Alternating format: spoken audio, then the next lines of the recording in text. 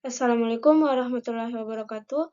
Perkenalkan, saya Nurullah Dania dengan NIM H0712310005 dari Prodi Sistem Informasi, kelompok 6 pengantar Sistem Informasi.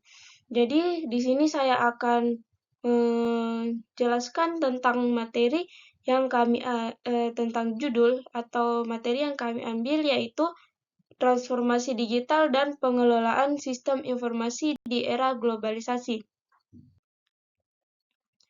Yang pertama adalah manajemen sistem informasi. Dalam manajemen sistem informasi terbagi menjadi 6 bagian, yaitu sistem informasi pendukung level organisasi, sistem informasi strategis, SIS, dan keunggulannya, keunggulan kompetitif menurut Porter dan model rantai nilainya, peran TI dalam membantu perusahaan dalam meningkatkan posisi kompetitif, 5 strategi perusahaan dalam mencapai keunggulan kompetitif, dan peran sistem informasi dan pengguna akhir serta tata kelolanya. Yang pertama adalah sistem informasi pendukung level organisasi. Jadi, sistem informasi pendukung level organisasi adalah suatu sistem yang dirancang untuk membantu mencapai tujuan pada masing-masing level manajemen ataupun pada fungsi-fungsi yang ada pada organisasi. Jadi, sistem ini berfungsi untuk mengelola dan mengintegrasikan berbagai jenis informasi yang diperlukan oleh manajemen untuk pengambilan keputusan strategis dan operasional. Adapun jenis-jenis sistem informasi adalah yang pertama, yaitu sistem informasi eksekutif atau EIS. Jadi, EIS adalah sistem yang dirancang untuk membantu kegiatan eksekutif senior dengan menyediakan kemudahan akses terhadap informasi yang relevan. EIS biasanya dipertimbangkan sebagai bentuk dari sistem pendukung keputusan atau SPK. Jadi, EIS menekankan pada tampilan gambar dan interface yang mudah digunakan oleh pengguna. Kemudian, EIS juga menawarkan laporan yang kuat dan kemampuan menelusuri. Jadi, secara umum, EIS adalah perusahaan lebar SPK yang membantu para eksekutif menganalisis, membandingkan, dan menyoroti variabel penting sehingga dapat memonitor kinerja dan mengidentifikasi kesempatan dan masalah. EIS dan teknologi gudang data yang berkumpul di pasar. Dalam beberapa tahun terakhir ini, istilah EIS telah kehilangan kepopulerannya dalam mendukung inteligensi bisnis. Kemudian dan digantikan oleh teknologi yang lebih modern seperti dashboard digital dan analisis data real time. Yang kedua adalah sistem pakar SP. Jadi SP adalah sistem yang berisi pengetahuan dan pakar dan digunakan untuk konsultasi. Sistem pakar ini mendukung aktivitas manajemen seperti perekrutan, seleksi karyawan baru, dan penilaian performa karyawan SP yang dapat membantu dalam membuat keputusan yang lebih baik dengan menggunakan pengetahuan dan pengalaman dari pakar. Kemudian SP juga dapat digunakan dalam berbagai bidang seperti keuangan, manufaktur, dan pemasaran. SP dapat membantu dalam mengidentifikasi kesempatan dan masalah serta dalam membuat rencana strategis yang lebih efektif. Yang ketiga adalah sistem pendukung keputusan atau DSS. Jadi DSS adalah sistem yang digunakan untuk perencanaan strategis dan pemecahan masalah. DSS membantu pengambilan keputusan strategis dengan melakukan analisis dan sensitivitas data. Kemudian, DSS dapat membantu dalam membuat keputusan yang lebih baik dengan menggunakan data yang relevan dan analisis yang mendalam. Kemudian yang keempat adalah sistem informasi geografik atau GIS. GIS dalam sistem yang digunakan untuk analisis dan visualisasi data geografis membantu pengambilan keputusan strategis dengan mempertimbangkan lokasi dan distribusi. GIS dapat membantu dalam membuat keputusan yang lebih baik dengan menggunakan data yang relevan dan analisis yang mendalam. GIS juga dapat digunakan dalam berbagai bidang seperti keuangan, manufaktur, dan pemasaran. GIS dapat membantu dalam mengidentifikasi kesempatan dan masalah serta membuat rencana strategis yang lebih efektif.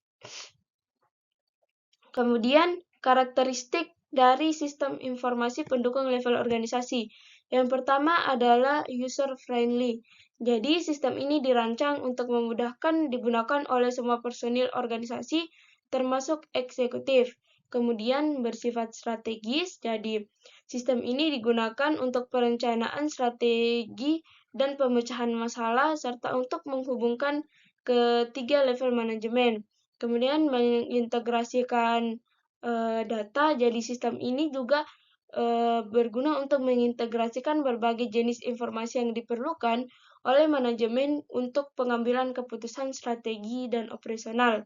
Keempat adalah menggunakan teknologi. Jadi sistem ini menggunakan teknologi seperti pengelolaan lembar kerja, pengelolaan kata, dan pengelolaan grafik, aplikasi presentasi, dan juga aplikasi presentasi. Kemudian, yaitu fungsi sistem informasi pendukung level organisasi. Yang pertama adalah membantu pengambilan keputusan. Jadi, sistem ini membantu pengambilan keputusan strategis dan operasional dengan mengintegrasikan berbagai jenis informasi yang diperlukan. Kemudian, mengelola informasi. Yang kedua adalah mengelola informasi. Jadi, sistem ini mengelola dan mengintegrasikan berbagai jenis informasi yang diperlukan oleh manajemen. Kemudian yang ketiga adalah meningkatkan efisiensi. Jadi, sistem ini meningkatkan efisiensi pengelolaan informasi dan pengambilan keputusan dengan menggunakan teknologi yang efektif. Kemudian yang keempat adalah meningkatkan kemampuan. Sistem ini meningkatkan kemampuan manajemen dengan memberikan akses ke informasi yang relevan dan membantu pengambilan keputusan yang lebih baik. Next adalah yang kedua adalah sistem informasi strategis, SIS, dan keunggulannya.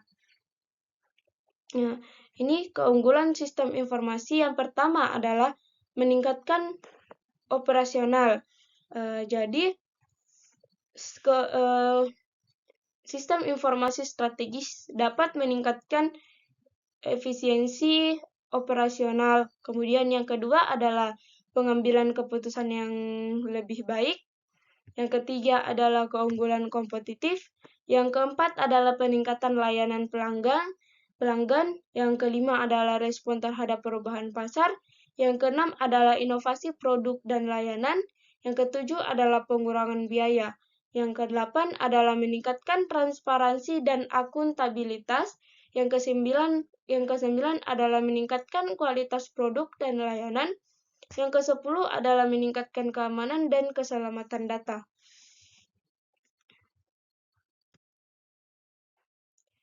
Oke, masuk ke dalam keunggulan kompetitif menurut Porter dan model rantai nilainya. Jadi, keunggulan kompetitif menurut Porter dan model rantai nilainya adalah suatu konsep strategis yang dikemukakan oleh Michael Porter dalam bukunya yaitu Competitive Advantage, Creating and Sustaining Superior Performance pada tahun 1985.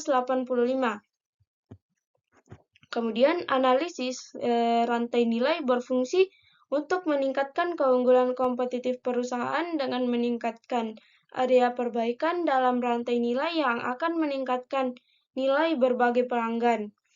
Analisis ini membantu perusahaan dalam mengoptimalkan aktivitas utama dan pendukung untuk menciptakan nilai tambah dan meningkatkan efisiensi operasional. Dengan demikian, perusahaan dapat meningkatkan kinerja dan keunggulan kompetitifnya melalui strategi diferensiasi, strategi biaya, dan strategi fokus. Kemudian, strategi diferensiasi melibatkan perbedaan produk atau layanan yang signifikan. sehingga perubahan dapat membedakan diri dari pesaing. Strategi biaya melibatkan penurunan biaya operasional sehingga perusahaan dapat menawarkan produk atau layanan dengan harga yang lebih kompetitif. Kemudian, analisis rantai juga membantu perusahaan dalam mengidentifikasi aktivitas yang memiliki peran terbesar dalam menciptakan nilai bagi pelanggan. Dengan demikian, perusahaan dapat meningkatkan efisiensi operasional dan meningkatkan keunggulan kompetitifnya. Selain itu, analisis rantai juga membantu perubahan dalam mengidentifikasi area perbaikan yang dapat meningkatkan nilai bagi pelanggan, sehingga perusahaan dapat meningkatkan kinerja dan keunggulan kompetitif. Kemudian, dalam analisis rantai nilai, perusahaan harus membagi aktivitas bisnis menjadi dua kategori, yaitu aktivitas utama dan aktivitas pendukung. Aktivitas utama adalah aktivitas yang memiliki peran terbesar dalam menciptakan nilai bagi pelanggan. Sedangkan aktivitas pendukung adalah aktivitas yang mendukung aktivitas utama. Jadi dengan demikian perusahaan dapat meningkatkan efisiensi operasional dan meningkatkan keunggulan kompetitif dengan mengoptimalkan aktivitas utama dan pendukung. Nah, jadi yang keempat adalah peran TI dalam membantu perusahaan dalam meningkatkan posisi kompetitif. Jadi sistem informasi atau CI dapat membantu perusahaan dalam meningkatkan posisi kompetitif dengan beberapa cara. Yang pertama adalah meningkatkan efisiensi operasional. Jadi SI dapat membantu perusahaan dalam mengoptimalkan aktivitas utama dan pendukung. Kemudian meningkatkan kemampuan bersaing. SI juga dapat membantu perusahaan dalam meningkatkan kemampuan bersaing dengan mengembangkan strategi yang efektif dan efisiensi. Kemudian yang ketiga adalah meningkatkan keunggulan kompetitif. Jadi SI juga dapat membantu perusahaan dalam meningkatkan keunggulan kompetitif dengan mengembangkan strategi diferensiasi dan strategi biaya. Kemudian meningkatkan kemampuan analisis data, yaitu SI juga dapat membantu perusahaan dalam meningkatkan kemampuan analisis data dengan mengembangkan aplikasi yang dapat membantu dalam pengambilan keputusan strategi. Kemudian yang kelima adalah meningkatkan kemampuan komunikasi. Jadi SI dapat membantu perusahaan dalam meningkatkan kemampuan komunikasi dengan mengembangkan aplikasi yang dapat membantu dalam pengiriman informasi yang efektif. Nah, jadi SI dapat membantu perusahaan dalam meningkatkan posisi kompetitif dengan mengoptimalkan aktivitas utama dan pendukung, dengan mengintegrasikan berbagai sistem,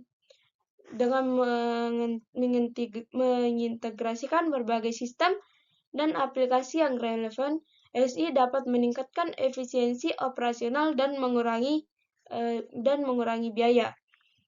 SI juga sebenarnya dapat membantu perusahaan dalam meningkatkan kemampuan bersaing dengan mengembangkan strategi yang efektif dan efisiensi. Kemudian, yang kelima adalah 5 strategi perusahaan dalam mencapai keunggulan kompetitif. Yang pertama adalah strategi biaya rendah atau cost leadership. Jadi strategi biaya rendah melibatkan penurunan biaya produksi dan operasional untuk menjual produk dengan harga yang lebih murah dibandingkan dengan pesaing. Kemudian yang kedua adalah strategi diferensiasi atau differentiation. Jadi strategi ini melibatkan penciptaan produk atau layanan yang unik dan berbeda dengan produk atau layanan yang ditawarkan oleh pesaing. Strategi diferensiasi juga dapat membantu perusahaan dalam meningkatkan loyalitas pelanggan dan meningkatkan reputasi. Yang ketiga adalah strategi fokus atau fokus. Strategi fokus bahkan mengarahkan usaha pada pasar yang lebih spesifik dan memiliki kondisi potensial serta berkelanjutan. Strategi fokus juga dapat membantu perusahaan dalam meningkatkan efisiensi operasional dan pengurangan biaya. Kemudian, strategi inovasi atau innovation. Strategi inovasi melibatkan pengembangan produk dan layanan yang lebih baik dan lebih murah dibandingkan dengan pesaing. Strategi juga ini dapat membantu perusahaan dalam meningkatkan kemampuan bersaing dan meningkatkan reputasi. Kemudian yang kelima adalah strategi aliansi atau partnership. Jadi strategi aliansi melibatkan untuk menjalin kemitraan strategi dengan perusahaan lain untuk meningkatkan daya saing. Strategi aliansi juga dapat membantu perusahaan dalam meningkatkan kemampuan bersaing dan meningkatkan reputasi. Oke. Yang keenam adalah peran sistem informasi dan pengguna akhir serta tata kelolanya. Jadi, sumber informasi dikelola melalui beberapa komponen yang saling terkait dan berfungsi untuk mencapai tujuan sistem informasi. Yang pertama adalah komponen sistem informasi. Dalamnya ada perangkat keras atau hardware. Nah, perangkat keras ini juga meliputi beberapa bagian. Kemudian, contoh perangkat keras meliputi unit pemrosesan sentral atau CPU. Jadi ini adalah otak dari komputer yang melakukan instruksi dari program perangkat lunak. Kemudian yang kedua adalah memori atau RAM. Nah, ini adalah penyimpanan sementara yang digunakan untuk menjalankan aplikasi dan proses yang sedang aktif. Yang ketiga adalah penyimpanan hard disk atau SSD, digunakan untuk menyimpan data dan informasi secara permanen. Kemudian yang keempat adalah peripheral, keyboard, mouse, dan printer. Alat input dan output yang memungkinkan interaksi pengguna dengan sistem komputer. Kemudian yang kelima adalah perangkat jaringan, router, atau switch. Ini untuk memfasilitasi komunikasi antar perangkat dan jaringan, memungkinkan pertukaran data dan akses ke internet atau jaringan lokal. Yang kedua adalah perangkat lunak atau software. Jadi, perangkat lunak meliputi program prosedur dan teknologi yang digunakan untuk mengelola data dan informasi. Kemudian, software dibagi menjadi dua kategori utama. Yang pertama adalah perangkat lunak sistem atau sistem software. Nah, ini termasuk sistem operasi seperti Windows, Mac OS, dan Linux yang mengelola sumber daya perangkat keras dan menyediakan layanan umum untuk aplikasi perangkat lunak. Yang kedua adalah perangkat lunak aplikasi atau application software. Program yang dirancang untuk membantu pengguna melakukan tugas-tugas tertentu seperti contohnya adalah Microsoft Office untuk mengelola kata dan spreadsheet, atau software khusus seperti SAP untuk memanajemen sumber daya perusahaan. Yang ketiga adalah sumber daya manusia atau human resource. Jadi, sumber daya manusia meliputi pengguna, spesialis informasi, dan manajer yang berperan dalam pengembangan dan penggunaan sistem informasi. Setiap kategori memiliki peran spesifik. Yang pertama adalah pengguna akhir. Jadi, individu yang menggunakan sistem informasi dalam kegiatan sehari-hari, mereka seperti karyawan, manajer, dan pelanggan. Yang ketiga adalah spesialis teknologi, yaitu analisis sistem, programmer, dan administrator basis data. Yang ketiga adalah manajer, ini untuk memenuhi kebutuhan organisasi dan mengarahkan strategi teknologi informasi. Yang keempat adalah fasilitas. Fasilitas meliputi basis data, informasi, dan media komunikasi yang digunakan untuk mengelola data dan informasi. Kemudian, fasilitas ini mencakup infrastruktur fisik dan teknologi yang mendukung operasi sistem informasi termasuk pusat data atau data centers, server, dan jaringan komunikasi. Kemudian basis data. Jadi, basis data meliputi data yang disimpan dan diorganisir untuk digunakan dalam sistem informasi. Jadi, basis data juga dirancang untuk mengelola data dalam jumlah besar dengan efisiensi dan keamanan yang tinggi, termasuk basis data relasional, basis data NoSQL, dan manajemen basis data DBMS. Kemudian yang adalah peran sistem informasi dan pengguna. Yang pertama adalah sistem informasi. Jadi, sistem informasi berfungsi sebagai suatu sistem yang dibuat oleh manusia untuk mencapai suatu tujuan, yaitu menyajikan informasi.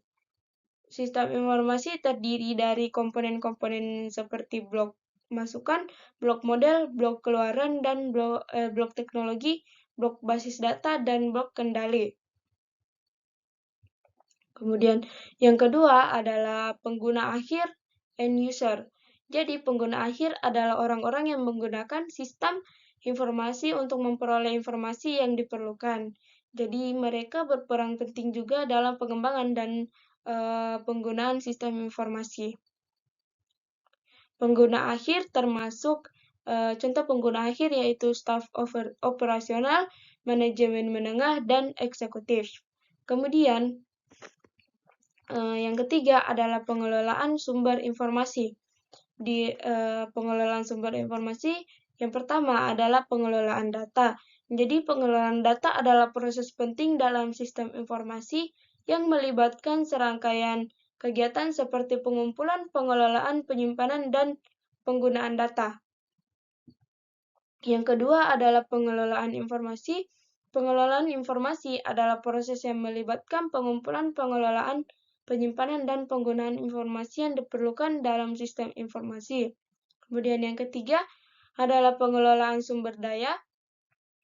Nah, pengelolaan sumber daya dalam konteks sistem informasi yaitu mencakup pengelolaan perangkat lunak, sumber daya manusia, fasilitas, dan basis data yang diperlukan. Oke, next.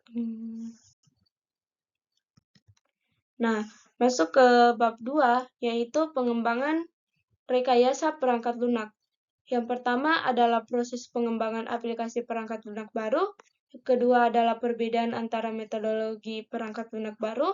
Yang ketiga adalah bahasa pemrograman yang digunakan untuk perangkat lunak. Yang keempat adalah masalah seputar pengembangan situs web dan aplikasi seluler. Yang kelima adalah 4 kebijakan implementasi utama.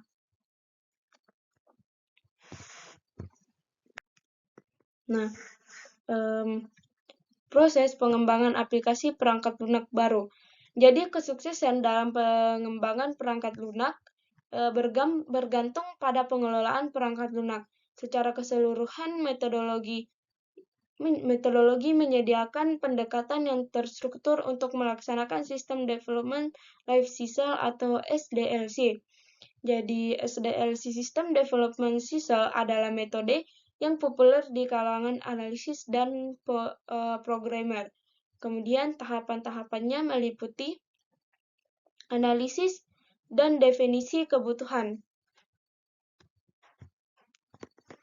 Jadi, analisis dan definisi kebutuhan adalah tahapan pertama dalam SDLC yang bertujuan untuk menentukan layanan, batasan, dan tujuan sistem melalui konsultasi dengan pengguna. Yang kedua adalah perancangan sistem dan perangkat lunak. Perancangan dan sistem perangkat lunak adalah tahapan kedua dalam SDLC yang membagi persyaratan menjadi perangkat keras dan perangkat lunak. Yang ketiga adalah implementasi dan pengujian unit. Implementasi dan pengujian unit adalah tahapan ketiga dalam SDLC yang memastikan bahwa setiap unit telah memenuhi spesifikasinya. Kemudian yang keempat adalah integrasi dan pengujian sistem, yaitu memastikan bahwa kebutuhan sistem telah terpenuhi. Yang kelima adalah operasi dan pemeliharaan, memastikan bahwa sistem berfungsi dengan baik dan memperbaharui sistem untuk memenuhi kebutuhan pengguna yang berubah. Kemudian model prototyping adalah model pengembangan sistem yang kompleks di mana pengembangan mengidentifikasi kebutuhan pengguna dan bekerja sama dengan mereka. Hanya mendefinisikan tujuan umum perangkat lunak tanpa merinci kebutuhan input, pemrosesan, dan outputnya. Kemudian adapun tahapan pengembangan yaitu meliputi yang pertama adalah pengumpulan kebutuhan. Pengumpulan kebutuhan yaitu dalam model prototype yang bertujuan untuk mendefinisikan tujuan umum perangkat lunak tanpa merinci kebutuhannya. Kebutuhan sistem secara rinci. Kemudian quick design yaitu untuk model prototyping yang membangun rancangan umum sebagai contoh, acuan atau contoh yang diberikan kepada pengguna. Kemudian yang ketiga adalah pengguna prototype, yaitu model prototyping yang memfokuskan perancangan sementara pada pengguna. Kemudian evaluasi pelanggan, model prototyping yang memungkinkan pengguna melakukan pengujian terhadap prototipe yang sudah dibuat. Jadi, masuk ke perbedaan antara metodologi perangkat lunak baru. Jadi, terdapat beberapa metodologi pengembangan perangkat lunak yang populer saat ini, dan masing-masing dengan pendekatan dan keunggulan yang unik. Berikut adalah penjelasan mengenai beberapa metodologi perangkat lunak baru. Yang pertama adalah Agile. Jadi, dalam Agile, pendekatan. Yang pertama adalah pendekatan. Agile mengadopsi pendekatan interaktif dan inkremental dalam pengembangan perangkat lunak. Kelebihan yaitu adaptif terhadap perubahan kebutuhan pengguna, kolaborasi erat antara tim pengembangan dan pelanggan, dan pengiriman fitur secara bertahap dan cepat. Yang ketiga adalah tahap sprint planning, perencanaan pekerjaan yang akan dilakukan dalam suatu sprint. Daily stand-up pertemuan harian untuk membahas kemajuan dan hambatan. Sprint review meninjau hasil sprint dengan pelanggan. Dan sprint retrospektif evaluasi proses kerja untuk perbaikan sprint berikutnya. Yang kedua adalah Scrum.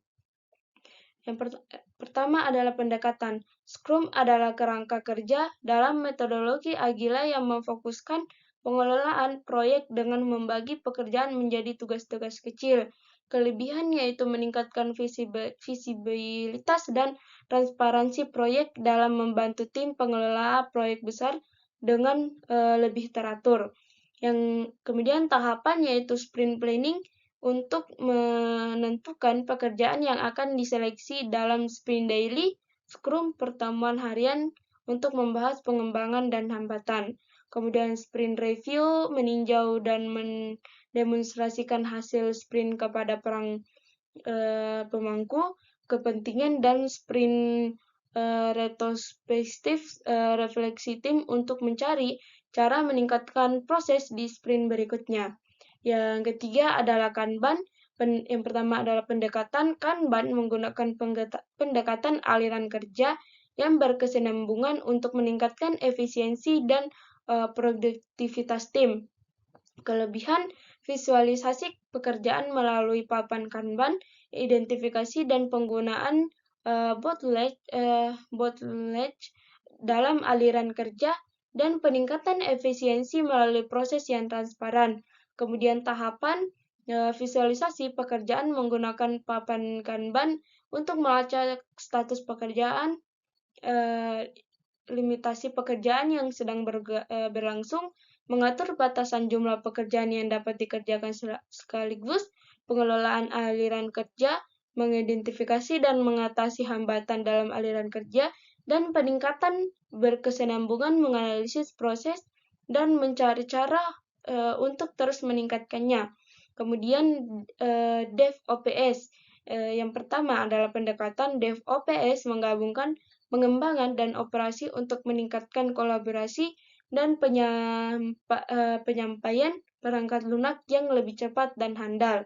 Kelebihan penyampaian perangkat lunak yang lebih cepat dan handal, kolaborasi yang lebih baik antara tim pengembangan dan operasi pengguna waktu untuk mendeteksi dan memperbaiki masalah. Kemudian tahapan menggabungkan kode terus-menerus untuk mendeteksi dan memperbaiki kesalahan sejak dini, pengujian otomisasi yang dilakukan secara berkelanjutan selama pengembangan, penyampaian perangkat lunak yang siap dirilis secara otomisasi, dan monitoring dan feedback, memantau kinerja sistem dan mengumpulkan umpan baik untuk perbaikan. Kemudian learn software development. Pendekatan yaitu fokus pada optimalisasi efisiensi dan penghapusan pemborosan untuk memberikan nilai maksimal kepada pelanggan. Kelebihan fokus pada nilai pelanggan, pengurangan pemborosan dalam proses pengembangan, dan peningkatan berkelanjutan dalam setiap tahapan pengembangan. Kemudian tahapan yaitu menentukan apa yang menjadi nilai bagi pelanggan, menetapkan aliran nilai dan menganalisis aliran kerja untuk mengidentifikasi, menghilangkan pemborosan, menciptakan aliran yang lancar untuk mengatur proses agar aliran kerja menjadi lancar tanpa hambatan, menarik dari pelanggan, memproduksi hanya apa yang diperlukan oleh pelanggan, dan mengejar kesempurnaan, selalu mencari cara untuk memperbaiki dan menyempurnakan proses. Masuk ke bahasa pemrograman yang digunakan untuk perangkat lunak. Jadi, perangkat lunak merupakan bagian tak terpisahkan dari kehidupan modern. Di balik setiap aplikasi dan sistem yang kita gunakan, terdapat bahasa pemrograman yang menjadi fondasi pembuatannya. Masing-masing bahasa pemrograman memiliki karakteristik dan kegunaannya sendiri, sehingga pemilihan bahasa yang tepat sangatlah penting dalam pengembangan pembangunan perangkat lunak. Adapun jenis-jenis bahasa pemrograman, yaitu yang pertama adalah bahasa pemrograman front-end. Dalam bahasa pemrograman front-end mencakup beberapa, yaitu HTML, kemudian CSS, dan JavaScript. Kemudian yang kedua adalah bahasa pemrograman back-end. Dalam bahasa ini terdapat beberapa juga, yaitu Python, Java, PHP, C++, dan C. Kemudian bahasa pemrograman mobile. Dalam bahasa pemrograman mobile yaitu terdapat Swift, Kotlin, dan Flutter. Kemudian bahasa pemrograman pengelolaan data. Dalam bahasa ini terdapat SQL dan R.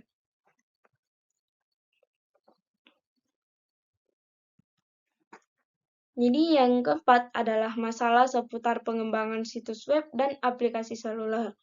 Jadi pengembangan situs web dan aplikasi seluler melibatkan banyak aspek teknis dan non-teknis yang harus dikelola dengan baik untuk mencapai hasil yang optimal. Masalah umum yang sering muncul dalam proses pengembangan ini adalah yang pertama, yaitu persyaratan yang tidak jelas, yaitu persyaratan yang tidak terdefinisi dengan baik dapat menyebabkan kesalahpahaman antar tim pengembang dan pemangku kepentingan. Kemudian yang kedua adalah desain yang kurang baik. Desain yang buruk dan dapat menyebabkan pengguna kesulitan dalam navigasi atau interaksi dengan situs atau aplikasi. Kemudian yang ketiga adalah keamanan yang rendah. Jadi keamanan menjadi perhatian utama, terutama dengan meningkatnya serangan cyber.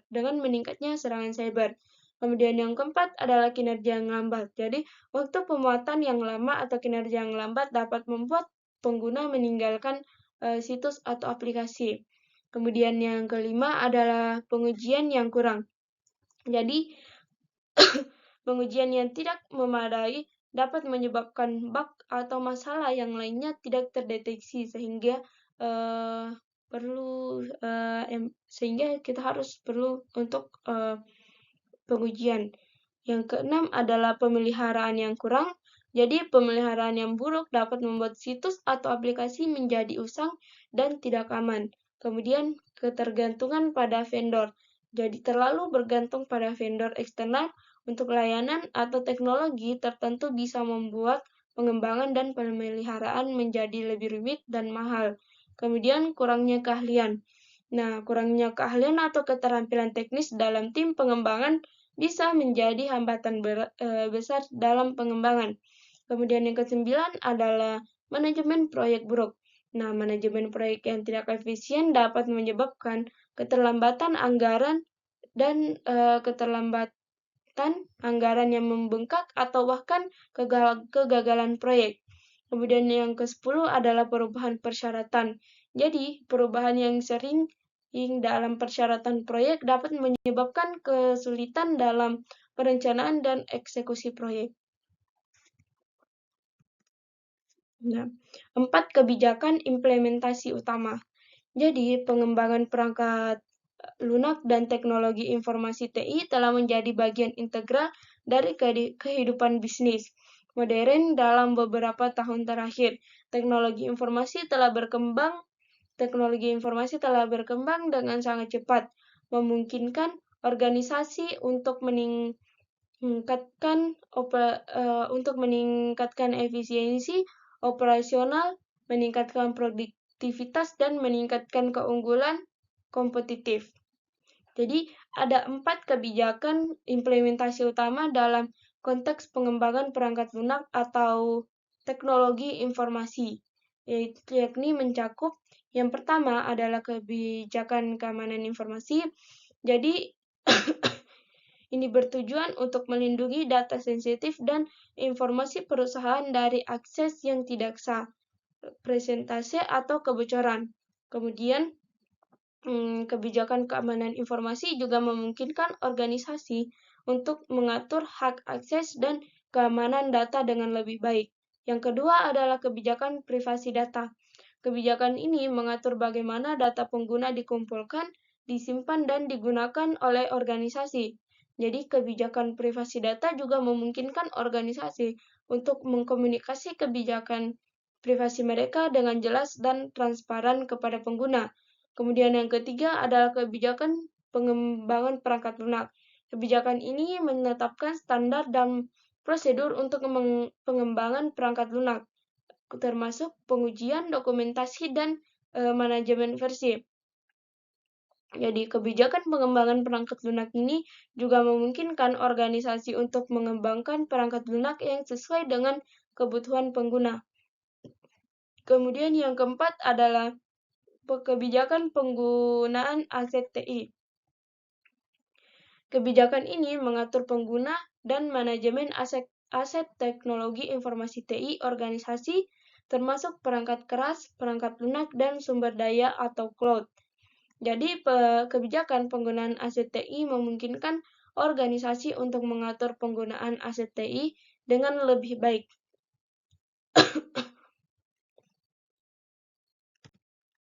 Oke, masuk ke dalam bab ketiga, yaitu globalisasi teknologi informasi.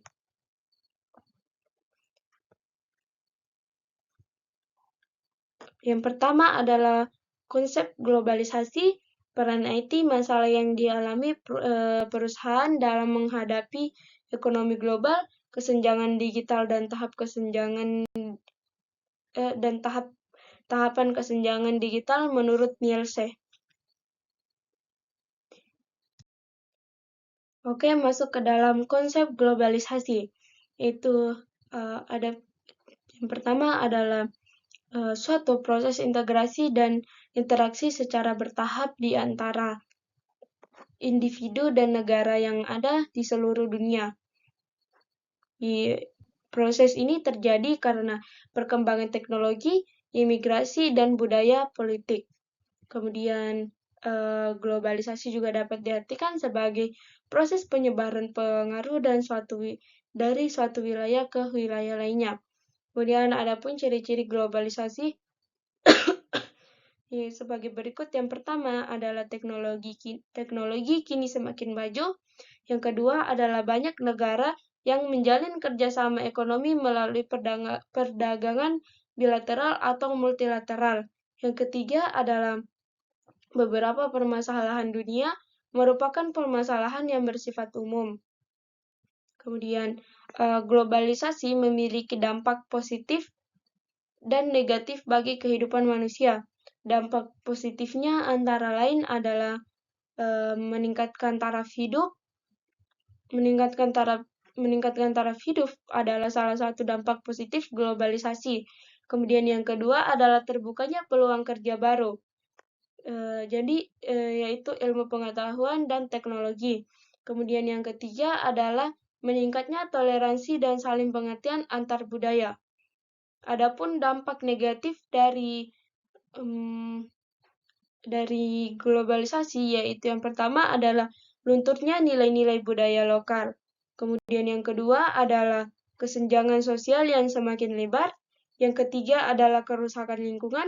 Yang keempat adalah kriminalitas yang semakin marak. Yang kedua adalah peran IT dalam globalisasi. Yang pertama adalah membuka pintu menuju peluang dan tantangan baru. Jadi di era globalisasi yang penuh dinamika, peran teknologi informasi dan komunikasi bagaikan kunci yang membuka pintu menuju berbagai peluang dan sekaligus tantangan baru.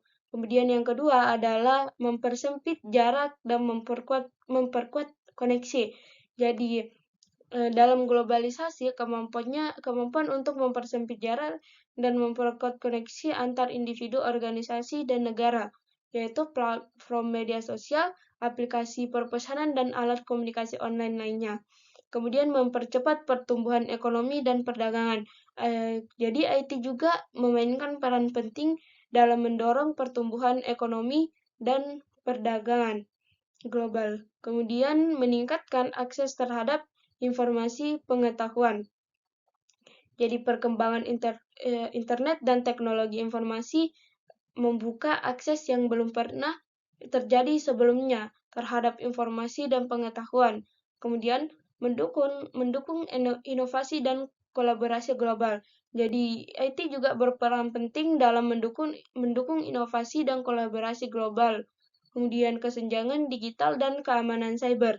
Jadi di samping berbagai peluang yang ditawarkan, IT juga membawa beberapa tantangan baru dalam era globalisasi. Salah satu tantangan utamanya adalah kesenjangan digital, di mana akses dan pengguna IT tidak merata di semua kalangan masyarakat.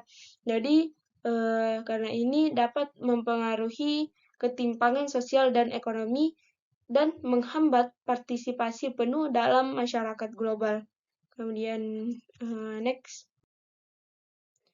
Oke, masuk ke dalam masalah yang dialami perusahaan saat menghadapi ekonomi global.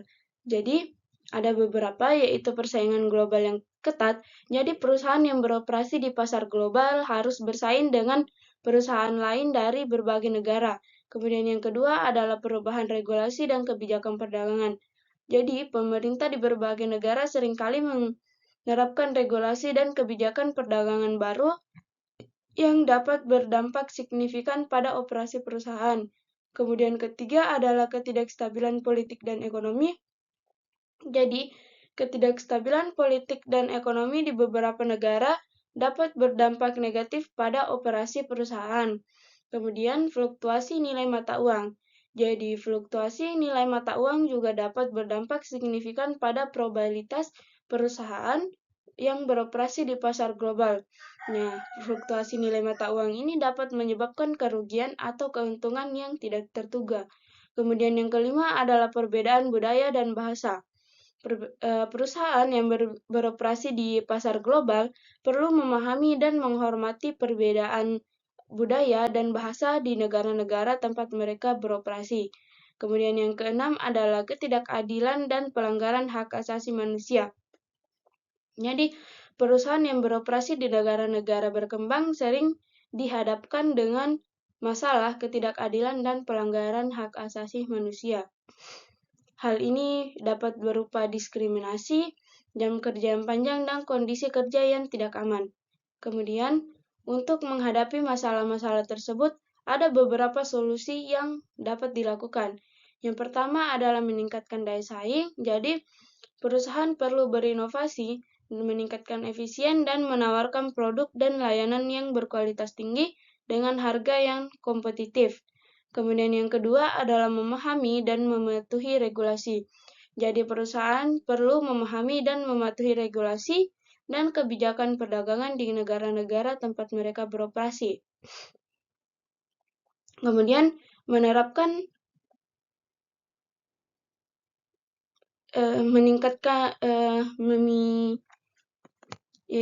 memitigasi risiko.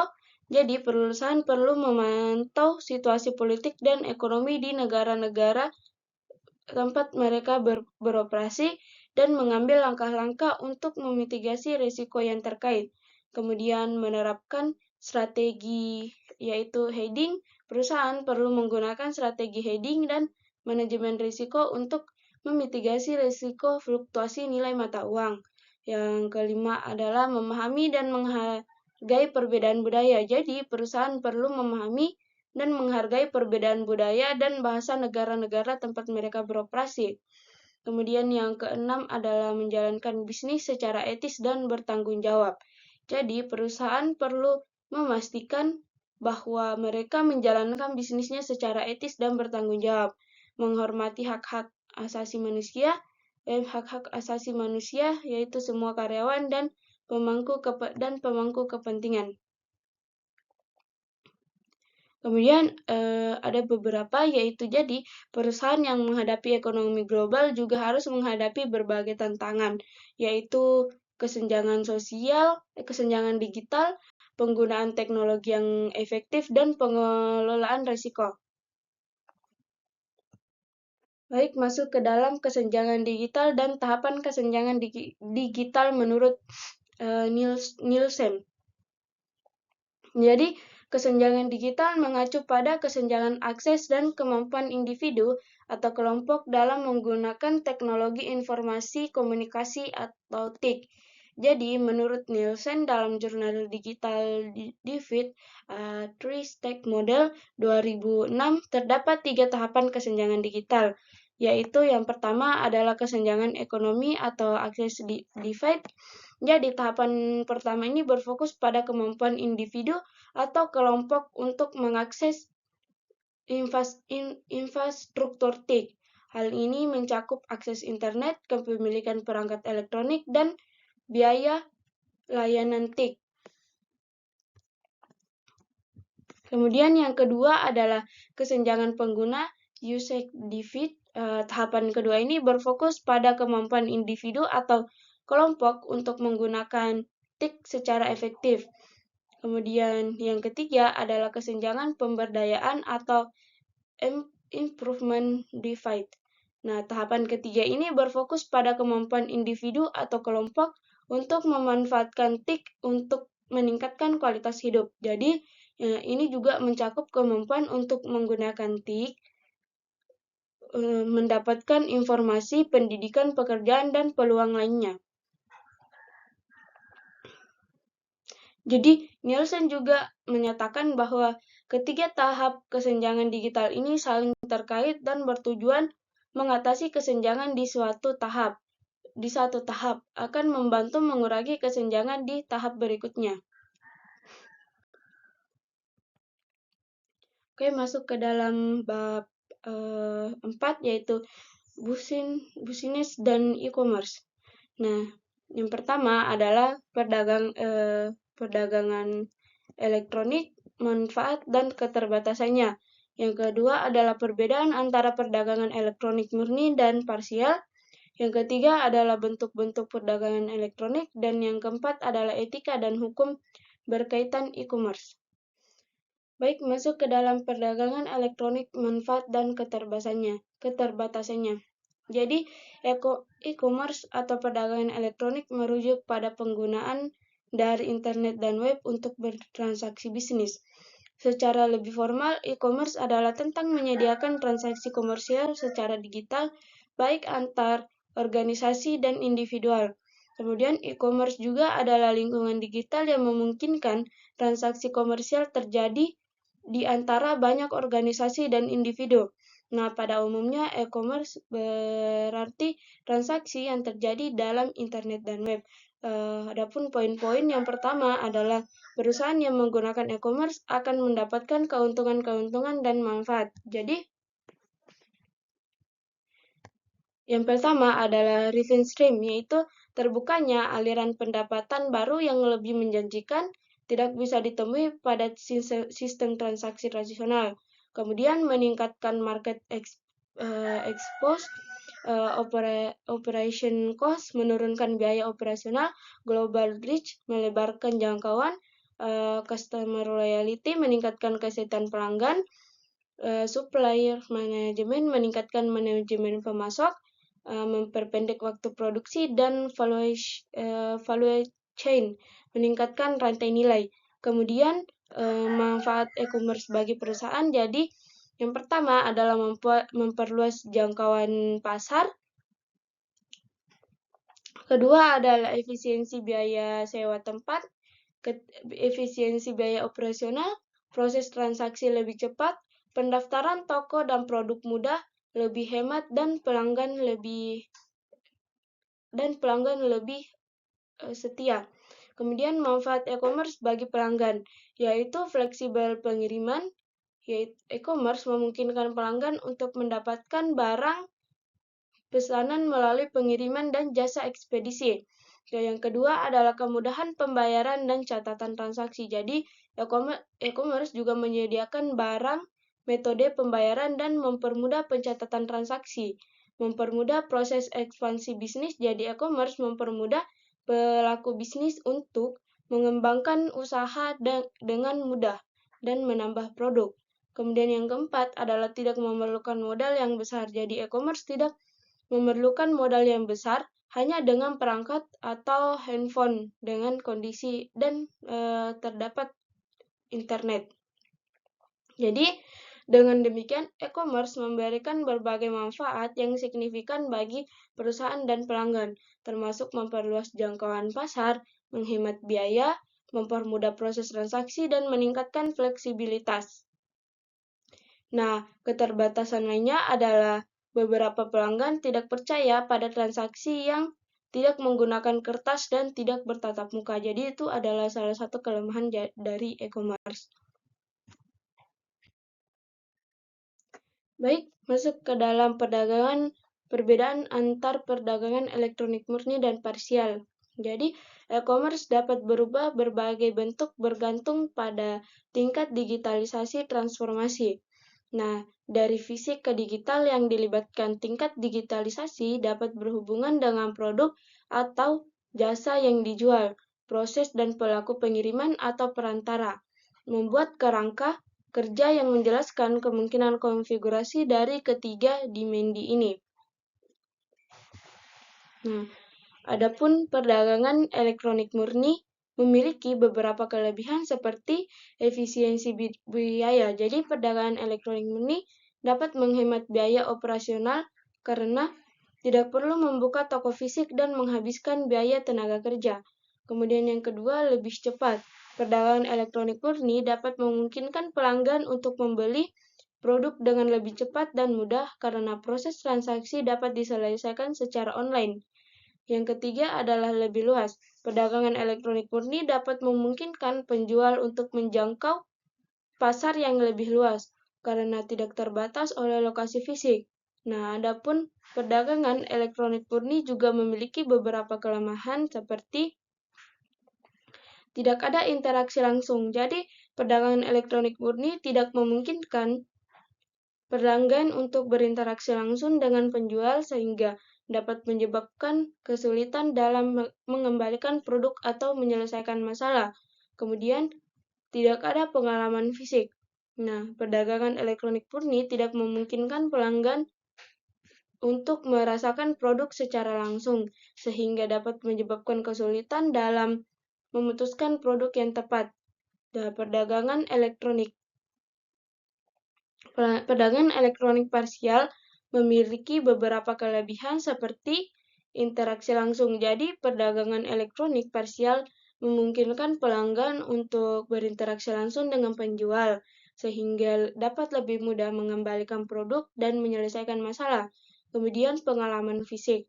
Jadi, perdagangan elektronik parsial memungkinkan pelanggan untuk merasakan produk secara langsung, sehingga dapat lebih mudah memutuskan produk yang tepat. Nah, adapun beberapa kelemahan dari perdagangan parsial yaitu biaya operasional tinggi. Jadi, perdagangan elektronik parsial dapat memerlukan biaya operasional yang lebih tinggi karena harus membuka toko fisik dan menghabiskan biaya tenaga kerja. Kemudian lebih rumit, jadi perdagangan elektronik parsial dapat lebih rumit karena melibatkan interaksi langsung antar pelanggan dan penjual, sehingga dapat menyebabkan kesulitan dalam mengembalikan produk atau menyelesaikan masalah. Jadi, perbedaan antar perdagangan elektronik murni dan parsial terletak pada tingkat interaksi langsung antar pelanggan dan penjual, sehingga perdagangan elektronik murni hanya melibatkan pemesanan dan pembayaran melalui internet, sedangkan perdagangan elektronik parsial melibatkan interaksi langsung antar pelanggan dan penjual sehingga pengiriman produk serta pengiriman produk kepada pelanggan. Masuk ke dalam bentuk-bentuk perdagangan elektronik. Jadi, e-commerce diklasifikasikan berdasarkan tujuan, target, market, dan cara bertransaksi. Nah, berikut adalah jenis-jenis e-commerce secara umum. Yang pertama adalah business to business atau B2B. Jadi, B2B adalah jenis e-commerce yang melibatkan transaksi antar dua belah pihak yang sama-sama memiliki kepentingan bisnis. Nah, dalam 2B ini, transaksi dilakukan secara online dan biasanya melibatkan proses yang lebih formal dan profesional. Kemudian, business to consumer B2C. B2C. Jadi, B2C adalah jenis e-commerce yang melibatkan transaksi antara bisnis dan end user, yaitu kemudian yang ketiga adalah consumer to consumer, C2C. Jadi, C2C adalah jenis e-commerce yang melibatkan transaksi elektronik barang atau jasa antar pelanggan. Proses transaksinya juga dilakukan melalui pihak ketiga yang menyediakan platform online. Kemudian consumer to business C2B. Jadi, jenis e-commerce C2B adalah kebalikan dari C2C. Nah, di website dengan jenis ini terjadi transaksi dari konsumen ke perusahaan. Oke, next. Baik, masuk ke dalam etika dan hukum berkaitan e-commerce. Nah, poin yang pertama adalah etika dalam transaksi. Jadi, asas dalam etika jual beli yang baik menurut Sonny Craft yakni asas otonomi yaitu karakter seorang untuk bertindak menurut hati nuraninya sendiri, dan asas kejujuran atau kredibilitas, yaitu prinsip dalam etika bisnis yang penting karena terjadi saat berinteraksi komersial. Berikut adalah contoh, yaitu bertindak jujur saat kita melakukan kegiatan jual beli, bertindak jujur saat kita melakukan kegiatan jual beli yang terkait dengan hubungan antar atasan dan bawahan, bertindak jujur saat kita melakukan perjanjian kontrak, yaitu kontrak jual beli dan perjanjian lainnya. Kemudian, asas perilaku baik dan perilaku buruk. Keempat adalah asas kesamarataan dan asas menghormati diri kita sendiri. Kemudian poin kedua adalah permasalahan dalam penerapan etika bisnis pada e-commerce. Nah, ketika diimplementasikan, perdagangan elektronik menimbulkan sejumlah pertanyaan terkait aspek hukum komersial, terkait penggunaan sistem yang dibentuk oleh manajemen jaringan online. Nah, beberapa masalah meliputi asas kewenangan dalam berinteraksi. Dalam perdagangan elektronik pun akad merupakan bukti kesepakatan bagi para pihak dalam melakukan transaksi jual beli tersebut. Kemudian perlindungan pelanggan dalam melindungi pelanggan itu merupakan komponen yang sangat penting dalam keberhasilan e-commerce. Kemudian masalah pajak dalam e-commerce dan pemalsuan tanda tangan. Kemudian poin ketiga adalah model hukum e-commerce. Nah, adapun sorotan dari Undang-Undang Model UNCITRAL tentang perdagangan elektronik, yaitu perdagangan hukum atas pesan data. Kemudian yang kedua, melakukan pengakuan signatur elektronik. Nah, dalam aturan pasal 7 model ini menyatakan bahwa jika ada peraturan yang mensyaratkan tanda tangan, maka persyaratan tersebut dapat dipenuhi oleh suatu data pesan. Kemudian yang ketiga adalah adanya pengakuan atas otoritas data message atau pesan. Yang keempat adalah data message dapat memenuhi syarat pembuktian hukum, admissibility, dan evidential weight. Kemudian data message sebagai pengakuan atas dokumentasi.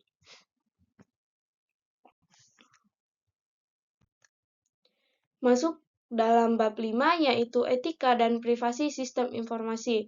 Terdapat tiga poin yaitu etika sistem informasi, kode etik, kelebihan dan kekurangannya, kekayaan intelektual dan perlindungan yang diberikan oleh hak cipta, paten, dan merek dagang. Nah, masuk ke yang pertama adalah etika sistem informasi. Nah, etika atau Yunani kuno, etikos berarti timbul dari kebiasaan, adalah cabang utama dari filsafat yang mempelajari nilai atau kualitas yang menjadi studi mengenai standar dan penilaian moral. Nah, etika juga mencakup analisis dan penerapan konsep seperti benar, salah, baik, buruk, dan tanggung jawab. Nah, etika dalam sistem informasi yang dibahas pertama kali oleh Richard Mason 1986 yang mencakup PAPA, yaitu yang pertama adalah privasi. Jadi, yaitu adalah kemampuan suatu atau kelompok individu untuk mempertahankan kehidupan dan urusan personalnya dari publik atau untuk mengontrol arus informasi mengenai diri mereka. Kemudian akurasi. Nah, akurasi terhadap informasi merupakan faktor yang harus dipenuhi oleh sebuah sistem informasi. Kemudian properti. Jadi perlindungan terhadap hak properti yang sedang digalakkan saat ini yaitu yang dikenal dengan sebutan haki, hak asasi kekayaan intelektual. Haki bisa diatur melalui hak cipta atau copyright, paten, dan rahasia perdagangan, trade secret. Kemudian yang keempat adalah akses. Nah, fokus dari masalah akses adalah penyediaan akses untuk semua kalangan. Jadi, teknologi informasi diharapkan dapat menjadi halangan dalam melakukan pengaksesan terhadap informasi bagi kelompok orang tertentu, tetapi justru untuk mendukung pengaksesan untuk semua pihak. Kemudian adalah kode etik, kelebihan dan kekurangannya. Jadi pada dasarnya kode etik merupakan aturan dan norma-norma yang memandu tingkah laku dan tindakan seorang atau sekelompok dalam suatu profesi atau organisasi. Nah, kode etik mengatur perilaku tanggung jawab, integritas, dan moralitas yang seharusnya dimiliki oleh individu atau kelompok yang terlibat dalam aktivitas tersebut. Kemudian, adapun kelebihan kode etik. Nah, kode etik dianggap memiliki beberapa kelebihan yang sangat penting dalam dunia profesional. Salah satu kelebihan adalah memberikan pedoman dan acuan bagi individu atau kelompok dalam mengambil keputusan dan bertindak. Dengan adanya kode etik, mereka dapat menilai apakah tindakan yang hendak dilakukan sesuai dengan nilai-nilai dan prinsip etika yang dianut dalam profesi atau organisasi tersebut. Nah, kelebihan lainnya adalah membangun citra baik bagi profesi atau organisasi. Kemudian, kode etik juga membantu mengurangi konflik kepentingan, dan debat etis di dalam suatu profesi atau organisasi. Kemudian, adapun kekurangan dari kode etik, yaitu meskipun kode etik memiliki banyak kelebihan, tidak dapat dipungkiri bahwa kode etik juga terdapat atau memiliki kekurangan. Nah, salah satu kekurangan yang sering disoroti adalah kurangnya penegakan hukum atau sanksi bagi pelanggar kode etik. Nah, dalam beberapa kasus, kode etik hanya berupa pedoman atau panduan, sehingga tidak ada sanksi yang dapat diterapkan terhadap individu atau kelompok yang melanggar. Nah, hal ini menyebabkan ketidakpatuhan atau pelanggaran menjadi lebih sulit untuk ditindaklanjuti. Kemudian kekurangan lainnya yaitu adalah perbedaan interpretasi atau penafsiran terhadap kode etik. Dalam banyak kasus, kode etik disusun dalam bahasa yang tidak jelas atau terbuka untuk penafsiran yang beragam. Nah, kemudian kode etik juga dapat menjadi terlalu kaku atau membatasi kreativitas dalam suatu profesi. Kemudian, kode etik juga rentan terhadap perubahan nilai dan norma di masyarakat. Nah, kekurangan kode etik berikut adalah keterbatasan pemahaman tentang kode etik oleh individu atau kelompok. Jadi, tidak semua orang memiliki pemahaman yang sama tentang kode etik yang mereka laksanakan. Dan hal ini juga dapat menyebabkan variasi dalam pemahaman dan interpretasi. Kemudian, kekayaan intelektual dan perlindungan yang diberikan oleh hak cipta, paten, dan merek dagang. Jadi, di era mana inovasi dan kreativitas merajai, perlindungan terhadap hak kekayaan intelektual dan hak cipta menjadi semakin penting. Izin hak kekayaan intelektual dan hak cipta adalah fondasi bagi peradaban yang maju, memberikan penghargaan kepada pemikiran kreatif dan memperdaya inovator untuk terus berkarya. Kemudian, hak kekayaan industri terdiri dari hak paten, merek, dan desain industri. Yang pertama adalah paten. Jadi, hak paten adalah hak eksekutif yang diberikan kepada orang atau kelompok yang berhasil memecahkan masalah tertentu dengan sebuah teknologi. Kemudian yang kedua adalah merek. Jadi, merek merupakan tanda berupa gambar dan nama yang terdiri dari kata, huruf, dan angka yang ditunjukkan agar menjadi suatu pembeda dalam kegiatan perdagangan produk atau jasa. Kemudian yang ketiga adalah desain industri. Jadi desain industri adalah olahan karya mengenai bentuk, komposisi, warna, dan garis yang memberikan suatu kesan pada barang. Nah, desain industri juga melibatkan perlindungan terhadap tata letak dan estetika produk.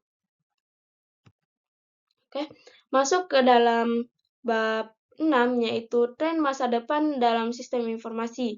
Terdapat 2 poin yaitu tren teknologi masa depan dan juga dampak tren teknologi masa depan.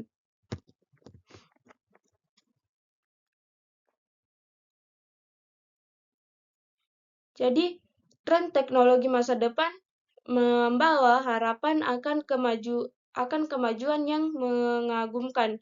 Dengan laju inovasi yang terus berlangsung, kita dapat mengantisipasi perkembangan kecerdasan buatan yang semakin canggih. Nah, konektivitas yang lebih luas melalui jaringan 5G, mobilitas otonom, komputasi kuantum, dan realitas augmentasi yang menakjubkan. Kemudian, dengan kesadaran akan tantangan global seperti perubahan iklim dan ketimpangan sosial, teknologi masa depan juga diarahkan untuk memberikan solusi yang menjawab kebutuhan kita. Nah, dengan ini teknologi menciptakan masa depan yang lebih baik bagi generasi mendatang.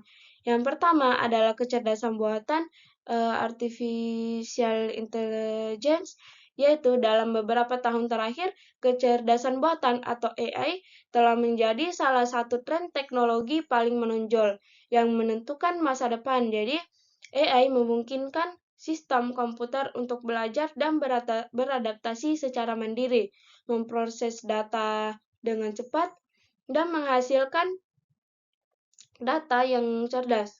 Kemudian yang kedua adalah Internet of Things, IoT. Nah, Internet of Things, IoT, adalah jaringan perangkat fisik yang saling terhubung melalui internet. Jadi, konsepnya ini memungkinkan perangkat elektronik dan objek sehari-hari terhubung satu sama lain untuk berkomunikasi dan bertukar data.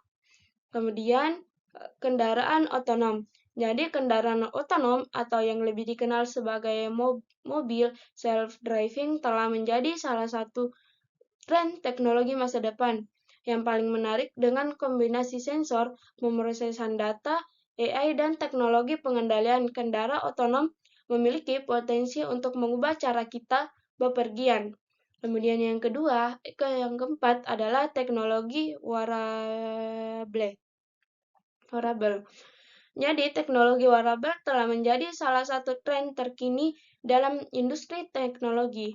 Nah, wearable teknologi atau teknologi yang dapat dipakai merujuk pada perangkat elektronik kecil yang dapat dikenakan seperti jam tangan pintar, gelang kebugaran, kacamata pintar, dan pakaian pintar. Kemudian adalah realitas virtual. Jadi, realitas virtual atau VR adalah teknologi yang menciptakan pengalaman imersif dan interaktif dengan menggunakan simulasi komputer. Nah, di lingkungan VR ini, pengguna dapat merasakan sensasi seolah berada di dunia yang sepenuhnya baru, terpisah dan realitas fisik mereka. Jadi, teknologi VR ini menggabungkan elemen visual, audio, dan sensorik untuk menciptakan pengalaman yang lebih mendalam. Kemudian, augmented reality atau AR atau IR. Nah, atau realitas tambah RT adalah teknologi yang menggabungkan dunia nyata dengan elemen virtual melalui pengguna perangkat seperti smartphone, tablet, atau kacamata IR khusus atau kacamata IR. Nah, dalam IR, elemen visual seperti gambar, suara, dan objek 3D ditampilkan secara real-time di atas dunia nyata, menciptakan pengalaman yang menyatu antara dunia fisik dan digital. Nah, teknologi IR juga memanfaatkan kamera perangkat untuk mengenali dan melacak lingkungan sekitar pengguna. Nah, kemudian dengan bantuan perangkat lunak dan sensor, elemen virtual dapat ditambahkan ke tampilan nyata, kayak memberikan pengguna informasi tambahan, visualisasi, atau interaksi yang ditingkatkan. Kemudian, adapun yaitu robotika. Nah, dalam tren teknologi masa depan, robotika akan memainkan peran yang semakin penting. Kemajuan dalam bidang robotika akan menghasilkan robot yang lebih canggih, pintar, dan adaptif. Kemudian robot-robot ini juga memiliki kemampuan untuk bekerja di berbagai sektor, mulai dari manufaktur hingga kesehatan, pertanian, transportasi, dan banyak lagi. Next. Oke, masuk ke dalam dampak tren teknologi masa depan. Jadi, dampak tren teknologi masa depan akan dirasakan secara luas dalam berbagai aspek kehidupan kita. Dengan adopsi teknologi seperti kecerdasan buatan, Internet of Things, komputasi, kuantum, dan teknologi medis yang canggih, kita dapat mengharapkan perubahan yang signifikan dalam cara kita bekerja, berinteraksi, dan menjalankan kehidupan sehari-hari. Kemudian, pada poin pertama yaitu transformasi industri dan pekerjaan. Jadi, tren teknologi masa depan memiliki potensi untuk mengubah industri dan lapangan pekerjaan secara mendasar. Nah, dalam beberapa sektor, AI telah mengganti pekerjaan rutin yang dapat dilakukan secara otomatis. Nah, tapi pada saat yang sama, inovasi teknologi juga menciptakan peluang baru. Pekerjaan yang memerlukan keahlian dalam mengelola dan menganalisis data, serta kemampuan kreativitas manusia akan semakin penting. Industri seperti manufaktur, transportasi, dan layanan kesehatan akan mengalami transformasi yang signifikan. Yang kedua adalah perubahan dalam gaya hidup dan masyarakat. Nah, tren teknologi masa depan juga membawa perubahan dalam gaya hidup dan masyarakat. Dengan adanya IoT, kita akan hidup dalam lingkungan yang semakin terhubung. Rumah pintar akan memungkinkan kita untuk mengendalikan dan memantau perangkat melalui aplikasi di smartphone. Kemudian yang ketiga adalah tantangan etika dan keamanan. Jadi, pengembangan tren teknologi masa depan juga menghadirkan tantangan etika dan keamanan yang perlu diatasi. Misalnya, AI memerlukan kerangka regulasi yang jelas untuk menghindari eh, penyalahgunaan data dan keputusan yang tidak adil. Dalam menghadapi masa depan yang penuh dengan inovasi, penting bagi kita untuk terus mengikuti perkembangan teknologi terkini dengan memahami tren teknologi masa depan dan dampaknya. Kita dapat memposisikan diri sebagai inovator yang siap menghadapi tantangan dan peluang yang ada.